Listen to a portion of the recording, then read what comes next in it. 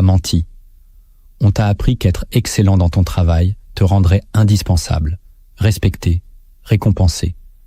Mais si je te disais que plus tu es bon, plus tu renforces ta propre cage. Machiavel l'avait compris avant nous. Le monde ne récompense pas la compétence, il récompense le pouvoir. Et le pouvoir ne naît pas de l'obéissance parfaite, mais de la maîtrise des dynamiques invisibles. Aujourd'hui, nous allons explorer ce paradoxe dérangeant. Pourquoi arrêter d'être simplement bon dans ton travail peut être le premier pas vers ton autonomie stratégique? Écris en commentaire. Je refuse d'être seulement utile. Abonne-toi, aime cette vidéo et reste jusqu'à la fin, car une vérité silencieuse t'attend, une révélation que peu osent t'affronter, mais qui peut transformer ta manière de vivre, de travailler et de penser le pouvoir. Machiavel écrivait dans une époque où les cités italiennes se trahissaient, où les alliances se faisaient et se défaisaient dans le sang et la ruse, où la naïveté coûtait la tête. Dans ce monde brutal, être compétent ne suffisait pas. Les hommes les plus vertueux perdaient face aux plus stratèges. Dans Le Prince, il ne célèbre pas le talent, il dissèque le pouvoir. Il observe que celui qui exécute parfaitement les ordres reste un instrument, tandis que celui qui comprend les mécanismes invisibles devient joueur. Avec le temps, cette lucidité a été édulcorée. On a préféré enseigner la morale du mérite plutôt que la mécanique de l'influence. Pourtant, la psychologie moderne confirme ce que Machiavel pressentait. Les hiérarchies humaines ne sont pas des systèmes rationnels, mais des arènes de perception, de dominance subtile, de contrôle narratif. Notre époque souffre d'une illusion méritocratique. On promet l'ascension par l'effort, mais on cache les règles non écrites. Et c'est là que la blessure commence. Tu travailles plus, mais tu montes moins. Maintenant que tu comprends que le mérite n'est pas le moteur réel des hiérarchies humaines, il est temps d'entrer dans la mécanique invisible. Ce que tu vas entendre peut déranger ton éthique du travail, peut heurter ton sens du devoir. Mais si tu veux comprendre le pouvoir, tu dois accepter de regarder au-delà de la morale apparente. Le premier principe que tu dois affronter est le piège de l'indispensabilité silencieuse. On t'a appris à devenir indispensable, à être celui sur qui tout repose, celui qui résout les crises, qui reste tard, qui connaît les procédures mieux que quiconque. Mais comprends ceci, être indispensable dans l'exécution te rend remplaçable dans la structure. Pourquoi ? Parce qu'un système protège ce qui le sert, mais il ne l'élève pas. Si tu es parfait dans ta fonction, on ne te déplacera pas. On te gardera exactement là où tu es utile. Machiavel l'aurait formulé autrement. Un prince ne promeut pas celui dont il dépend trop dans les tâches, il le maintient en place. La compétence crée une dépendance opérationnelle, mais pas une autorité stratégique. Tu deviens la main, jamais la tête. Regarde autour de toi. Les meilleurs techniciens ne deviennent pas toujours dirigeants. Les plus fiables restent dans l'ombre. Parce qu'en résolvant les problèmes, tu empêches les autres de voir que tu pourrais en créer ou en redéfinir. Tant que tu es absorbé par la performance, tu n'investis pas dans la perception. Et le pouvoir naît dans la perception. La question n'est pas « es-tu compétent ?» La question est « qui décide de ta place ?» Le deuxième principe que tu dois comprendre est que la valeur perçue dépasse toujours la valeur réelle. Tu peux être le plus compétent dans une pièce. Si personne ne perçoit ton influence, tu restes invisible. Le monde professionnel n'est pas une équation mathématique, c'est une scène. Celui qui comprend la mise en scène comprend le pouvoir. Machiavel observait déjà que l'apparence de vertu compte plus que la vertu elle-même. De la même manière, l'apparence de rareté compte plus que la simple efficacité. Si tu produis constamment, sans pause, sans tension, sans mystère, ta valeur devient prévisible. Et ce qui est prévisible devient banal. Les personnes stratégiques cultivent l'impression de rareté. Elles contrôlent leur disponibilité. Elles savent quand parler et quand se taire. Elles ne donnent pas tout. Elles suggèrent plus qu'elles ne livrent. Toi, peut-être que tu crois qu'en donnant 100%, tu construis ta réputation. En réalité, tu construis une norme. Et demain, on attendra 110%. La perception est une monnaie. Si tu n'apprends pas à la gérer, tu resteras enfermé dans la logique de l'effort brut. Pose-toi cette question. Quand tu entres dans une pièce, Voit-on un exécutant efficace ou une présence stratégique? Le troisième principe que tu dois accepter est que la loyauté excessive affaiblit ton pouvoir. On t'a inculqué que la fidélité sans condition est une vertu absolue. Mais dans les structures de pouvoir, la loyauté unilatérale est une soumission déguisée. Celui qui montre qu'il ne partira jamais perd son pouvoir de négociation. Machiavel expliquait qu'un prince doit être aimé et craint, mais qu'en cas de conflit, la crainte protège plus que l'amour. Transpose cela à ton travail. Si tu montres que tu resteras quoi qu'il arrive, que tu accepteras toute charge, toute injustice, tu retires toute tension de la relation. Or le pouvoir naît de la tension. Celui qui peut partir détient une force invisible. Celui qui n'a aucune alternative devient dépendant. La loyauté stratégique n'est pas l'abandon de l'éthique. C'est la compréhension que ton engagement doit être conditionné par ta dignité. Si tu donnes tout sans poser de limites, tu enseignes aux autres que ton seuil de tolérance est infini. Et un seuil infini est une invitation à l'exploitation. Le quatrième principe que tu dois intégrer est que celui qui exécute ne décide jamais. Tant que ton énergie est absorbée par la tâche, tu ne participes pas à la définition de la direction. L'exécution occupe l'esprit. La stratégie exige du recul. Les dirigeants ne sont pas nécessairement les plus compétents techniquement, ils sont ceux qui ont appris à sortir de la tâche pour observer la carte entière. Si tu es toujours plongé dans l'urgence, tu n'as pas le temps de comprendre les alliances, les rivalités, les récits qui se construisent autour de toi. Machiavel insistait sur la capacité du prince à anticiper les conflits avant qu'ils n'éclatent. Cela demande de la distance. Toi, si tu es constamment dans la production, tu n'es jamais dans l'anticipation. Tu réagis, tu ne diriges pas. La question est simple. Veux-tu être celui qui accomplit les plans des autres ou celui qui trace les plans? Tant que tu valorises uniquement ta performance opérationnelle, tu resteras éloigné des lieux où les décisions se prennent réellement. Le cinquième principe que tu dois voir en face est l'illusion du mérite rationnel. On t'a vendu l'idée que les organisations récompensent logiquement la compétence. Mais les systèmes humains sont traversés par des biais, des alliances, des peurs. Les promotions ne sont pas toujours attribuées aux plus compétents, mais aux plus rassurants pour le pouvoir en place. Celui qui ne menace pas, celui qui confirme l'ordre existant, celui qui ne bouleverse pas les équilibres. Si tu es brillant, mais politiquement naïf, tu peux devenir un danger. Et un danger est neutralisé. Machiavel n'idéalisait pas les hommes. Il les observait avec lucidité. Il savait que l'ascension dépend de la capacité à naviguer dans les intérêts contradictoires. Dis-moi en commentaire, as-tu déjà vu quelqu'un de moins compétent monter plus vite que toi? Cette question n'est pas une plainte, c'est une clé. Comprendre cette dynamique te libère de l'illusion que l'effort seul suffit.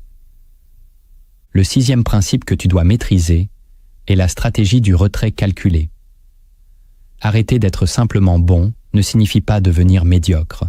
Cela signifie cesser de surinvestir là où le rendement stratégique est nul. Le retrait crée de l'espace. Il force les autres à ressentir ton absence. Quand tu fais tout, on ne mesure pas ta valeur. Quand tu retires certaines contributions, on réalise ce que tu apportais. Le silence, parfois, parle plus fort que la performance. Machiavel conseillait d'agir avec mesure, de ne pas dévoiler toute sa force en permanence. Si tu montres toutes tes cartes, tu n'as plus d'effet de surprise. Apprends à moduler ton engagement, à choisir tes batailles, à concentrer ton excellence sur les zones visibles, stratégiques, décisives. Ce n'est pas un appel à la paresse, c'est un appel à la conscience. La vraie question n'est pas « es-tu bon dans ton travail ?» La vraie question est « es-tu en train de construire du pouvoir ou simplement de maintenir le système qui te dépasse ?» Nous avons parlé des mécanismes extérieurs. Maintenant, il est temps de regarder à l'intérieur. Car le plus grand obstacle à ton ascension n'est pas le système, c'est ton attachement émotionnel à l'image que tu as de toi-même. Le travail n'est pas seulement une activité économique, il est devenu ton identité. La première vérité dérangeante que tu dois affronter est le paradoxe de la visibilité contrôlée. Tu crois peut-être que plus tu es visible, plus tu as d'impact. Mais la visibilité totale te rend lisible. Et ce qui est lisible est prévisible. Dans les jeux de pouvoir, celui qui est entièrement transparent devient vulnérable. Machiavel écrivait que le prince doit savoir dissimuler ses intentions, non pour trahir, mais pour préserver sa liberté d'action. Si tu exposes constamment ton ambition, tes projets, tes frustrations, tu offres aux autres une carte complète de ton esprit. Et une carte complète est un avantage stratégique pour celui qui veut te contenir. La visibilité doit être dosée. Il faut être vu, mais pas entièrement compris. Être présent, mais pas décodable. Beaucoup de travailleurs performants parlent trop de leurs charges, de leurs efforts, de leurs ambitions. Ils pensent créer de la reconnaissance. Ils créent parfois de la méfiance. Le paradoxe est subtil. Si tu es invisible, tu es ignoré. Si tu es totalement visible, tu es neutralisé. Le pouvoir réside dans la gestion de l'ombre et de la lumière. La question n'est pas « te voit-on ?» La question est « que choisit-on de voir de toi ?» La deuxième vérité dérangeante que tu dois affronter est le conflit entre sécurité et ascension. Tu veux monter, mais tu veux aussi rester en sécurité. Tu veux plus d'influence, mais tu refuses l'inconfort stratégique. Or, l'ascension exige une rupture. Machiavel l'avait compris. Tout changement de position crée des ennemis. Celui qui cherche à s'élever dérange l'équilibre établi. Si tu restes parfaitement conforme, parfaitement fiable, parfaitement rassurant, tu protèges ta sécurité, mais tu bloques ton expansion. Le système aime les profils stables. Il se méfie des profils mouvants. Pourtant, toute progression implique un moment où tu cesses d'être simplement utile pour devenir potentiellement menaçant. Et c'est là que la peur surgit en toi. La peur de perdre ta place, ton salaire, ton statut. Alors tu te contentes d'être bon, pas trop brillant, pas trop ambitieux, pas trop visible. Ce conflit intérieur te maintient dans une zone confortable mais stagnante. Comprends ceci, la sécurité et le pouvoir ne grandissent pas au même rythme. Si tu privilégies toujours la stabilité, tu renonces à l'influence. Le véritable choix n'est pas entre travailler dur ou non. Il est entre préserver ce que tu as ou risquer pour obtenir plus. La question silencieuse est celle-ci. Es-tu prêt à être perçu comme dérangeant pour devenir décisif ? La troisième vérité dérangeante que tu dois examiner est l'ego du travailleur vertueux. Tu t'identifies à ton image de personne sérieuse, fiable, irréprochable. Cette identité te donne une dignité. Mais elle peut aussi devenir une prison morale. Tu refuses les jeux d'influence parce que tu veux rester pur. Tu méprises ceux qui savent se mettre en avant.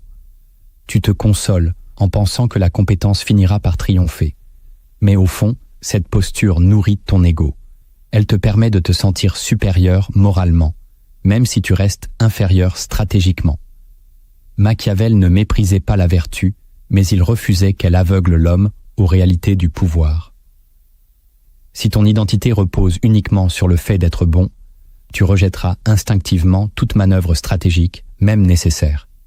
Tu confonds manipulation et intelligence relationnelle. Tu confonds ruse et lucidité. Pourtant, ignorer les dynamiques humaines ne les annule pas.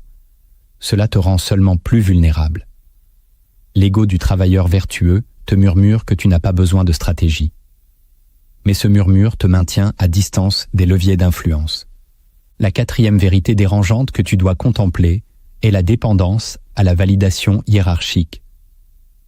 Depuis l'école, on t'a conditionné à chercher l'approbation de l'autorité, notes, diplômes, évaluations annuelles. Ton système nerveux associe reconnaissance et sécurité. Alors tu reproduis ce schéma dans le monde professionnel. Tu veux plaire aux supérieurs. Tu veux être félicité. Tu veux entendre que tu fais du bon travail.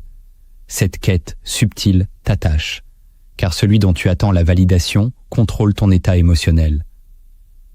Machiavel observait que celui qui dépend de la faveur d'un autre ne possède jamais une véritable autonomie. Si ton estime dépend des retours de ton chef, tu ajusteras inconsciemment ton comportement pour maintenir cette faveur. Tu éviteras les prises de position audacieuses. Tu censureras tes désaccords.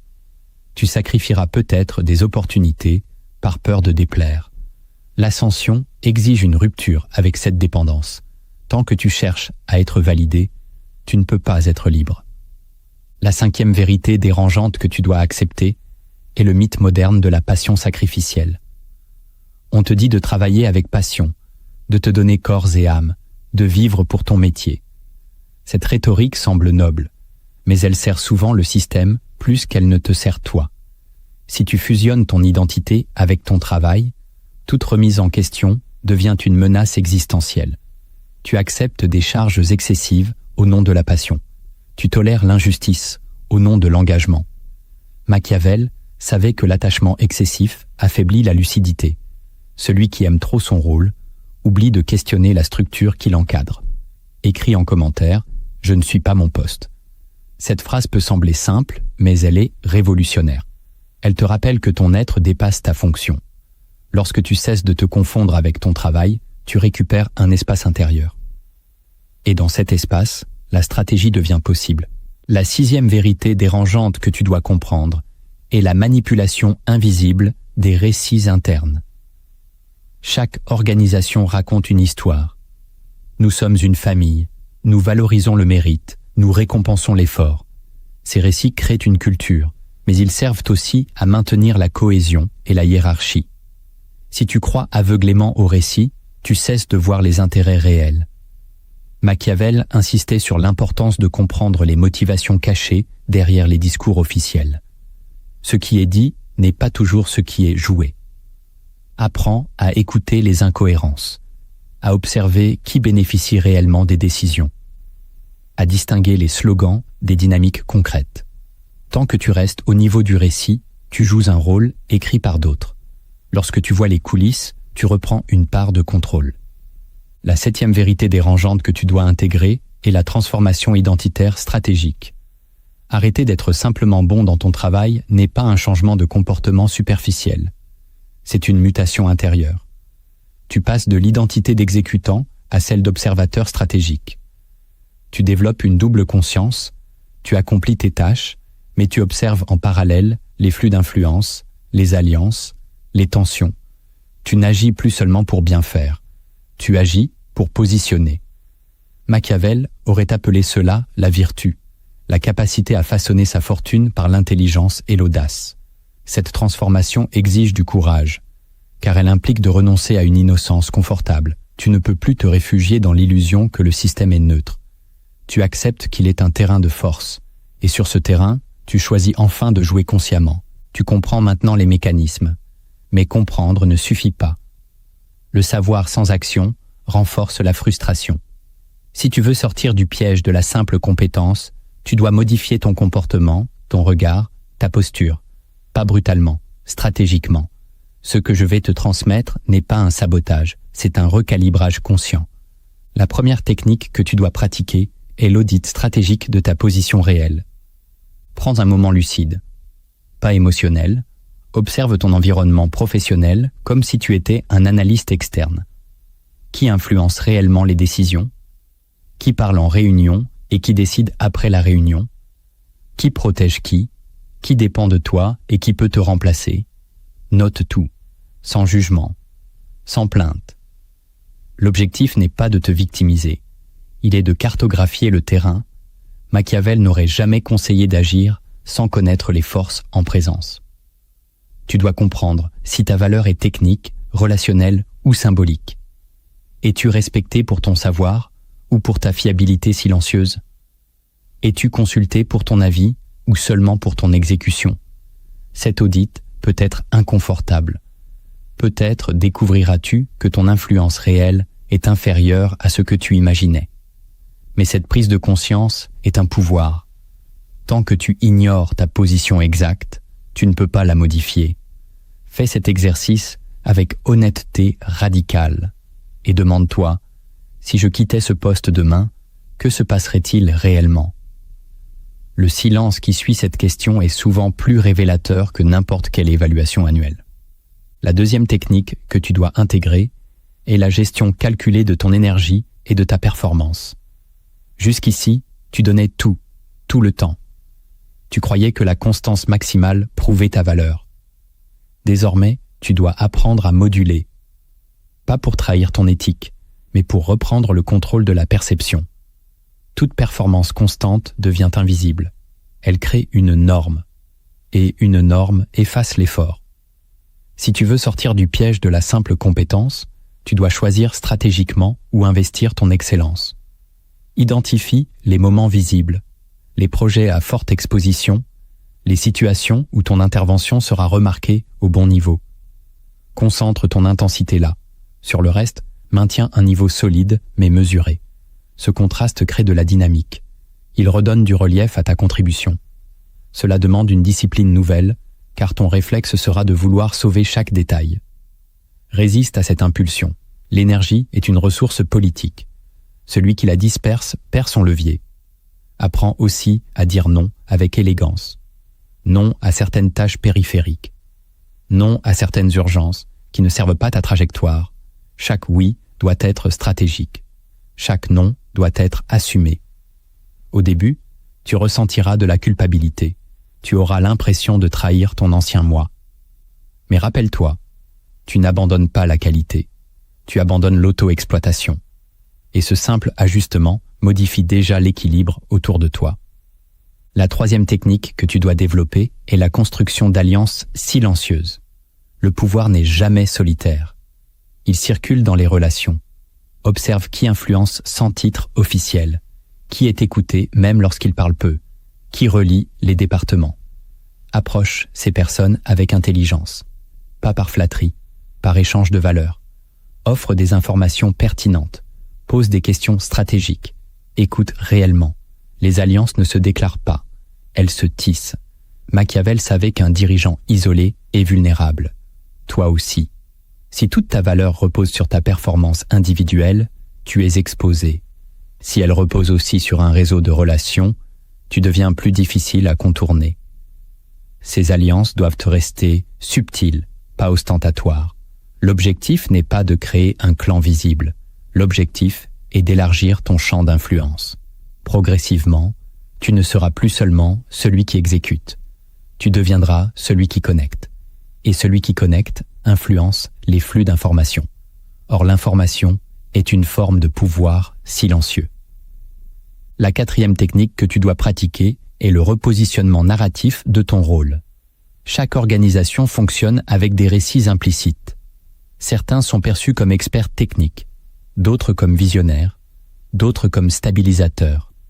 Si tu restes enfermé dans le récit de l'exécutant fiable, personne ne t'imaginera ailleurs. Tu dois progressivement modifier la manière dont on te perçoit. Cela passe par la prise de parole stratégique. Partage des analyses, pas seulement des solutions. Pose des questions qui élargissent la réflexion. Introduis des perspectives globales. L'objectif n'est pas de dominer la conversation, c'est de déplacer ton image. Au lieu d'être celui qui fait, deviens celui qui comprend. Ce glissement est subtil, mais puissant. Il crée une nouvelle attente autour de toi. On commence à te consulter différemment. On te voit moins comme une ressource opérationnelle et plus comme un acteur stratégique. Cette transformation demande cohérence et patience. Un récit ne change pas en un jour, mais chaque intervention consciente renforce ta nouvelle position. La cinquième technique que tu dois mettre en place est la création d'alternatives concrètes. Rien ne renforce autant ta posture que la possibilité réelle de partir. Pas une menace théâtrale, une option tangible. Développe des compétences transférables. Entretiens des contacts externes. Explore des opportunités. Même si tu ne quittes jamais ton poste, savoir que tu pourrais le faire modifie ton énergie. Tu deviens moins dépendant, moins anxieux, plus stable intérieurement. Écris en commentaire « Je choisis par liberté, pas par peur ». Cette phrase n'est pas symbolique. Elle est stratégique. Lorsque tu sais que ton avenir ne dépend pas d'une seule structure, tu changes ta manière de négocier, de parler, de te positionner. Le pouvoir commence toujours par une autonomie intérieure. La sixième technique que tu dois entraîner est le détachement émotionnel.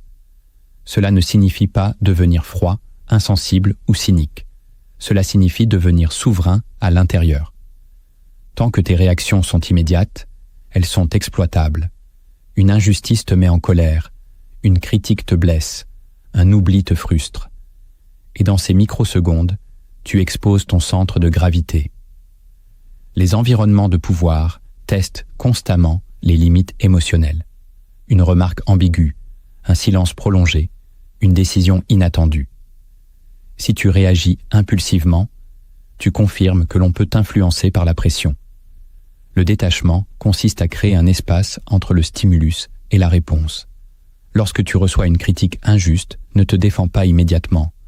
Observe le ton, le contexte, l'intérêt caché. Est-ce une tentative de domination symbolique, une projection d'insécurité, une manœuvre pour te repositionner? Lorsque tu es ignoré en réunion, ne compense pas par un excès de parole.